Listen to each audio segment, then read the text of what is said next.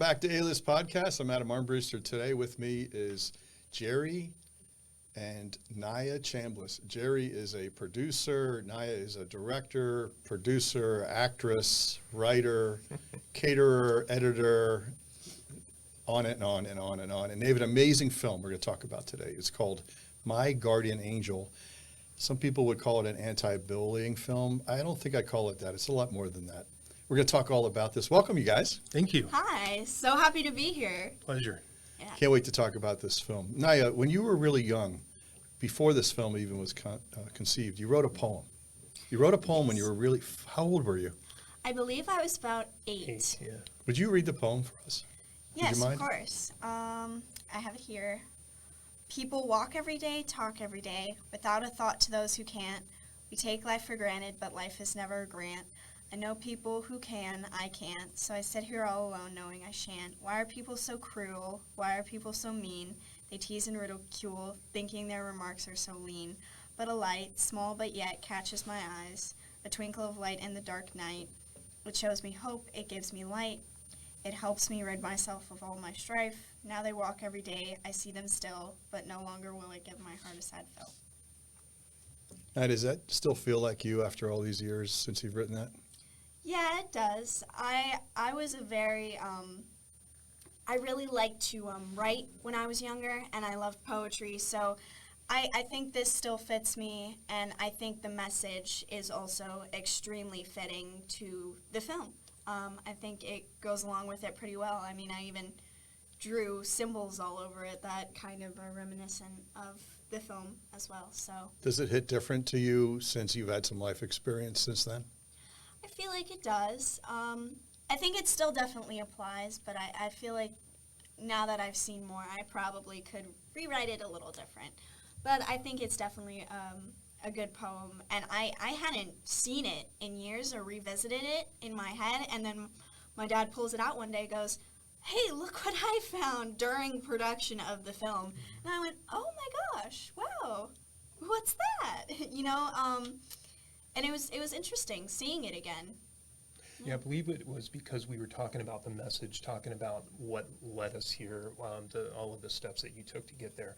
And I had come across it and said, wow, this is still very apropos for what your message was for the film in a whole. Mm-hmm. You know, in America, the statistics are 1 in 4 people said they were bullied. And you often see this in high school, junior high school. But Naya saw this even younger. And the story you're going to hear today is about Naya's experience with a friend of hers who was very special and was unfairly treated. And they turned Naya's experience into a film. And we're going to get to see a little bit of a sizzle reel. Naya, as you talk, we might just run some of the clips of that behind you. But what made you guys sit down and say, this has to be told? Well, I'd done 2 short films before, one when I was 6 and another one when I was 9, 10 years old.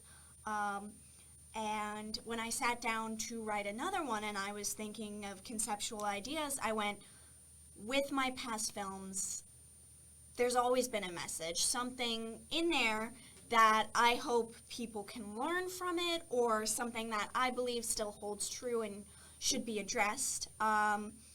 Like my first film was about love and like how it can span distances. My second film was about self-acceptance. So I was trying to think, what is a story that I can still give and bring a message to the people that I would want to see this? And I was thinking, and I don't remember exactly how the idea came up. Let me tell you. Yes, please. Okay.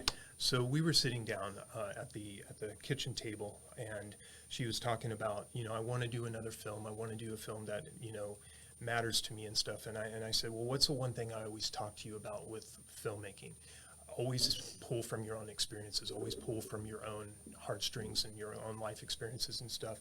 And she said, well, I've always wanted to tell a story about my best friend and I. And I said, I agree. I said, I think that's the one you should do. And I said, my only question is, how much do you remember of it? Because you were in preschool. You were 5 years old. I was 5, yep. And so we literally, I don't know, maybe within a half an hour, pulled out the laptop, I got the screenwriting software up, and I said, I'll teach you how to write. I'll teach you how to format a screenplay as well.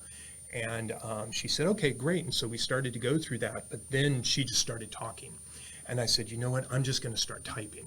And so as she was talking and going through the process and stuff, it almost flowed like water, and I was just typing as fast as I can. And I'm not a typist by any means, but I was, and He was clicking away like a little secretary, like, So, okay, so now, fast. as you were talking to your father about this, was it just all coming back to you? Did it all come out of your subconscious and your Yeah. memory bank?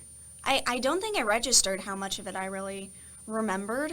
Because, I always remembered her and who she was and kind of how she made me feel. But I didn't actually really think back to all of the sequence of events. And it was actually extremely surprising how well it just flowed out of my mouth. And I was like, is this right? Is this Yeah. what actually happened? I'm not sure. Am I making this up? It's been so long. And he was like, no, that's exactly what I remember. And there I was like, man. only a couple of times that I had to say, well, this event led to this event. And she went, oh, yes, that's right. Most of it was already there. It was just a couple of little points, Timelines. that I gave to her, and it just came out. Now, can you tell us the shorter version of that story, of basically the plot of the film and what happens in this film, what's captured? Yes, of course. So when I was 5 years old, I switched pre-Ks, and I was super excited, and I met this girl, and she was so amazing and smart and funny and cool, and I was like, oh my gosh, we have to be best friends. And we got along really well. It was almost as if we'd known each other for a really, really long time. We liked a lot of the same things, and we got really close. And then I started to notice that the other kids at school didn't treat her the same way, whether it was they just didn't talk to her, or they just, kind of kept their distance, said a few mean remarks behind her back, or, as I found, there was actual physical pushing and just really mean stuff that I had never seen before. My old school, it was like, we're all besties and sing butterflies and rainbows, and this was completely different from what I was used to. And, we stuck together, we got through it, and then 5 months after I knew her, on New Year's Day, she ended up passing away from cancer.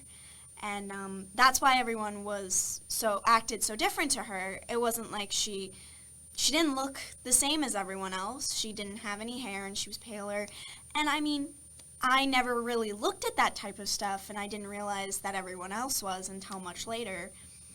And it hurt losing a friend that young. But I don't think it registered that that's not normal for me. I was like, yeah, this is a normal occurrence. Most people have this happen to them when they're 5, which, most of the time isn't true.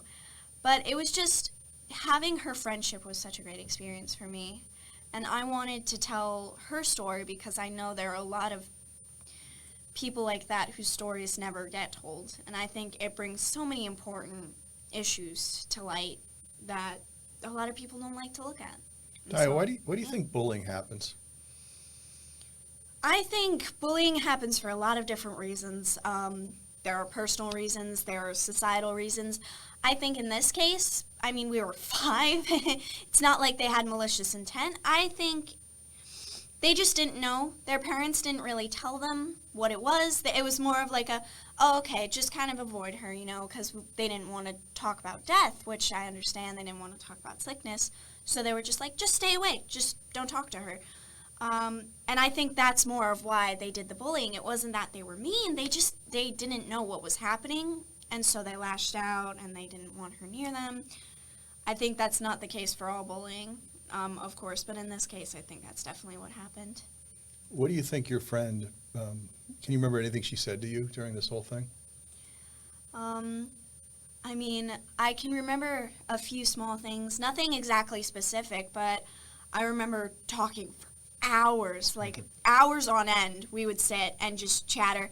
Almost most of the time we would be actually speaking over each other, and yet we were still getting the context of everything the other person was saying. But as you can probably tell, I like to talk a lot, and she also liked to talk a lot. So a lot of our conversations were just talking day in and day out about things we love. Like, we both really love theater and dance and acting. And a lot of our conversations really centered around that. We never really talked about the sad stuff. We kind of just made it clear that we were going to stick with each other, stood up for each other in those cases, but we never really had discussions about it. Most of the time it was very like happy friendship, you know, what you do with your friends when you're little conversations. Like, yeah.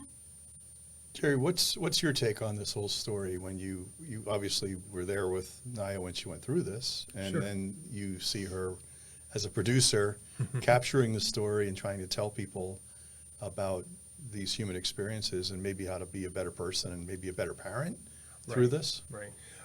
Yes, I couldn't be more proud of the daughter that Naya has become, or of the person that my daughter has become. She has always been super empathetic and has always cared about the other person over herself. I don't know if that's from our upbringing, but we've always believed that we don't hold anything back from her. We tell her honest things. We share with her honest things, and we talk about those experiences, whether they be positive or negative. And I believe that was what helped her understand the world around her a little bit more. And whenever she would come home and ask us questions about things that, were a hard discussion, we would sit down and have those hard discussions and explain it to her. And for her to see outside of the immediate conflict that this was, she didn't see it really in a negative way. I mean, it definitely modified her outlook on life as a whole, but she saw an acceptance, she saw an understanding, she saw a way to integrate differences into her life and to take her life and put them into other people's lives that hopefully would make a better outcome. And so seeing how she had translated this on the written word, and how we were envisioning what it was going to look like visually, showing that the bullying is just one small aspect of it, but it's about inclusion and acceptance and love and friendship and giving everybody the equal standing that they deserve, the honor system of looking at people with a clear set of eyes without any animosity or any ill will, that you just pure spirit was something that as a father I adored. And then as a partner, as a producer of this, and seeing it come to life and seeing her passion come through this and seeing it turn into something much more beautiful was a producer's dream, and a professional's dream. And she's even as an educator, probably one of my proudest achievements in terms of an education process. What was the production like? Naya, do you want to talk about that? I mean, you're love not to some talk student about that. filmer. This is like a professional production. Yeah, I love production. It's one of my favorite parts of the process. Being as I've gone through the whole thing, I wrote it myself. I directed it. I did a bunch of stuff as well. So much. Casting. I did the casting, which also really made production a lot. I think it went a lot smoother because I knew exactly who I signed up, who I worked with. I found them myself, and I was like, I believe completely and fully in these actors, as well as the crew. We sourced crew from college level, from professional, paid level, and also from a high school level. I'm in the film program at my school, and I'm a freshman. So we took some of the seniors from the film program, and they also helped out on the set. So production was great. There's always small things, small issues. We had a weather issue, so that made us have to really be like, okay, guys, it's go time. We're going to get 5 scenes done today. I don't think a lot of people understand the type of family that a cast and crew grows into over a process. I mean, This was a week-long thing because we had child actors. So the hours were more spread out, but it was a lot of spending time together and a lot of working together. And I think overall it was a great experience. I loved working with the actors. The adult actors that I had worked with before, like Miss Catherine Michelle Tanner. She was fantastic. I met new people, like all of the child actors I got to cast. And Tori. And Tori, of course, our mother. It was just a really great experience, and it kind of solidifies why it's my favorite part of the experience. Share with what you said to me on day one when you were, what do I do? You know, because Yeah, I was a bit worried, you know, because being 15, of course, is a little bit of something that doesn't happen much. So I had kids around 9, 10 years old. I had the adult actors. I had the adult crew. I had the 20-year-old crew. And then I had the senior crew. And so it was a bunch of different age ranges, and I was like, oh my gosh, are they going to feel comfortable taking instruction from a 15-year-old girl, you know? And they're full-on professional adults. But it actually ended up working pretty well. I was really nervous about that, and, you know, because I wanted everyone to feel, you know, heard, and, like, their opinion, like, when they voice their opinions, I'm listening. And I also wanted to feel like they could come to me with their issues, and they didn't have to hold back because, you know, she's a little girl. You know, I kind of wanted to not have that boundary of age there. What did the actors say about the script and the production? Did they pull you aside and have any feedback for you about this project? Yes, actually. We filmed, got someone to film a whole backstage production. Everyone got interviews. But I personally talked with some of the kid actors myself. And our lead, Miss Daria, she told me that she really loved the script and the way it was written, because she said the tears came naturally to her when she had to go into those really deep spaces, which was something I was so happy to hear, because of the way it was written. I knew it was a very dark topic to put on these young kids, you know, have to get into those mind spaces, have to go those places with their characters. And so hearing that it was easy to connect with them and easy to, like, channel them was really great, as well as our actress Katie. Yeah. That was another thing. She actually almost didn't audition for it because apparently I talked with her parents and her as well. She was like, I don't know if I can give justice to this character. I don't know if I can do this with the, you know, material. I don't know if I can portray it correctly. Right. Because she played my friend, and so she had to really get into that mode and space. Right. It took her about a day and a half to really submit. mull it over and talk to her parents about it. And then she came back and said, I've read it 3 or 4 times, and I want to do this. I can't see myself not doing this now. So her parents said, okay, well, then let's go ahead and audition And for it. I'm so glad she did, because she did such an amazing job. She was worried she didn't have enough acting experience. I was like, no, you did amazing. I mean, I think once she watches the film, she'll see truly how great she did, because I think she did great. All of them did great. In our country, I mean, if you do the math, that's 75 million people have been bullied at some point in their lives. Mm-hmm. That's not a small audience for this. What is your dream for this film to communicate a story to them, a message to 75 million people? What do you want them to take away from this after they watch this film? Yeah, well, I mean, 75 is a big number. I know I'm personally a part of that number, as well as people I know have been, and it's really tough. Bullying is not fun whatsoever, but I don't want them to just take away the bullying aspect of this film. What I really want them to see is perseverance, acceptance, equality, friendship that transcends all the things that happen, the bad things, and how just that love and that trust can really see you through. As one of our actresses actually said, all it takes is having one true friend, one person who's truly there for you to help you through that time. Right. It's really getting to know, before making a judgment, before making a visual judgment or a hearsay judgment, to really get to know somebody and learn about them.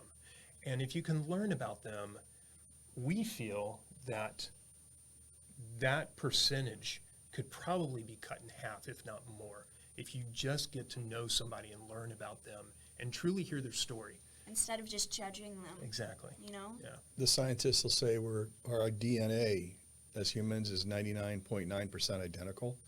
So Yeah. we're like 1/10 of 1% different, but we judge on vision Yeah. and visibility wrongly. Or even hearing what other people have to say, making judgments based on Going along with the crowd. Yeah, exactly. That's another really big issue that I tried to address in a small way through this. Our two bully characters, of course. We have a character that's kind of dragged along through it, who does her best, but she can't really stand up because she's like, oh, this person is my friend. I kind of have to listen to what they're saying, what they're doing. And in the end, she kind of finds her own stance in it and realizes that, yeah, I like these people, and I think what you've done is wrong, but I still accept you and I still love you. But these people, I'm going to be friends with them too. And even in the end, the bully comes over. Small victories. Yeah, Little the victories building small up something larger. victories to build up to something Yeah. larger. Jerry, as a parent, I mean, you and your wife, do you feel like this guidance would come from you as parents more than the child trying to figure out, I shouldn't judge, I shouldn't? That's kind of highbrow thinking for a very young child. How about what happens in the home in regard to this?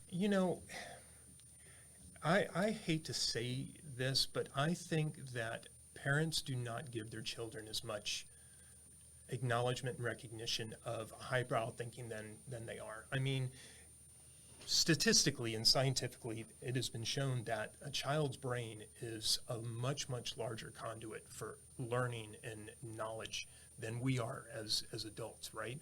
They view everything, they hear everything, they watch everything, and they take all that in. And that slowly starts to, I believe, build their infrastructure for how they are going to be when they finally start being into society and start being their own people and start finding their own identities. But I do believe that they feed off of the people around them, and the two people that are around them the most are their parents right out of the gate. So I have always believed in kind of the handshake mentality, right? A handshake is worth everything. If I've made a promise to somebody, I'm going to see that promise through, and I'm going to trust that person does the same thing.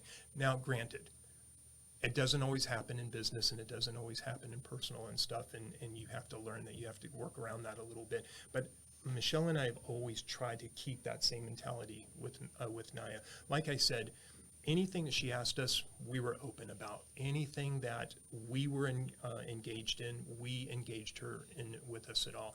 And for me, being an older parent, we were in our 40s when we had her, taking her to the park.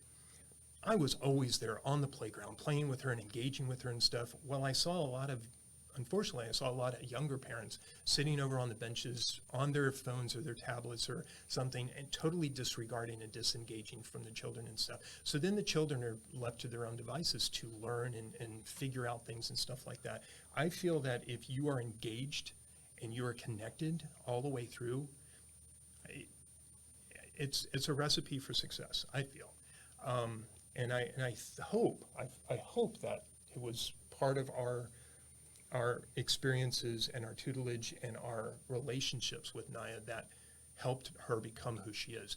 But by far, I mean, just out of the gate, when she was just very, very tiny, she was always a very happy-go-lucky person and always very accommodating and friendly with everybody and wanting to hear their story. She really was. So I hope we had some small measure in that.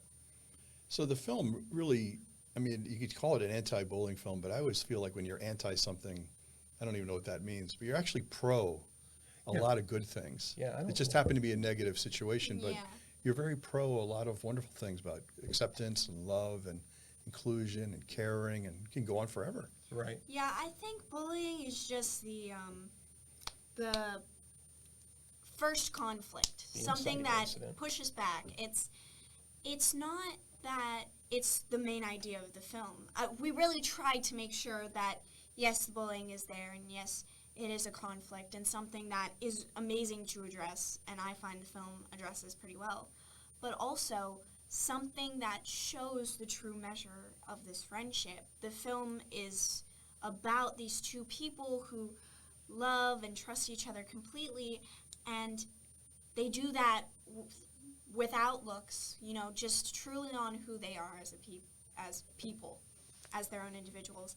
And I think that it also speaks a message of childhood diseases with how those people are treated, and how every single person has a story. And if you sit long enough to listen, you'll find a lot of them are really similar to you. Like you were saying, our DNA is very similar, but we snap judgments on looks, things we hear about people. But I think if we really just got to know them, we'd see that a lot of us are very similar. And I think that accepting each other's differences, but also seeing how we are all equal, is a very important thing that I really wanted this film to show. Have the courage to ask the questions. Have the courage to step out of yourself and learn. Learn about another person, learn about a topic, learn about an issue. I think it applies to so many different things, not just, one topic. Now, in every film, there's like a goosebump moment in every film, like the Disney formula. You know when that moment hits. It's the big crescendo of the music. Yeah. Is there a point in your film that you look at and go, that's that moment? I think that there's definitely a lot of little moments that are really cool. I think there's one big moment that we tried to make feel like the goosebump moment, because it's the climax, it's the resolution, it's the big speech. It's like the characters showing everything, showing their growth, showing the true story of the friendship.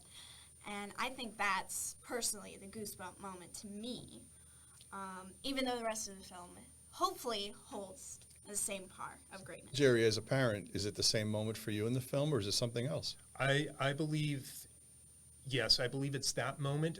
There's also another smaller little goosebump moment for me that each time I watch it, I go, ugh, but yes, I would agree. She wrote it in a way that the moment she's talking about, I feel is that moment as well. Here, let me give you for example. I just got a call.